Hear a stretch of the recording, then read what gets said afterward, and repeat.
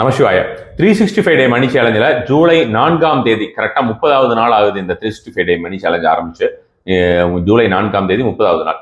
இந்த ஒரு நாள்லயே நீங்கள் சொல்ல வேண்டிய மந்திரமானது ஓம் சித்தி குபேர வர்தன் ஸ்ரீம். ஓம் சித்தி குபேர வர்தன் ஸ்ரீம் என்கிற மந்திரத்தினை தான் சொல்ல வேண்டியது.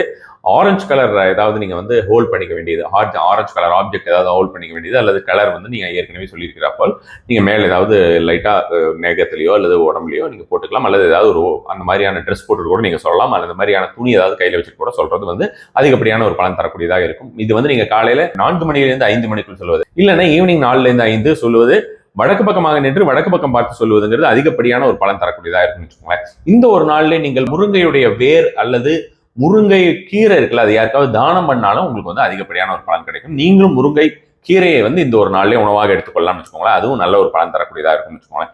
எத்தனை நேரம் இந்த ஒரு மந்திரத்தை சொல்ல வேண்டும் என்றால் 54 முறை இந்த ஒரு மந்திரத்தை சொல்வது அதிகப்படியான பலன் தரக்கூடியதாக இருக்கும். இன்று நீங்கள் வரைய வேண்டிய சிம்பிள் அப்படிங்கிறது 8 புள்ளி கோலம்.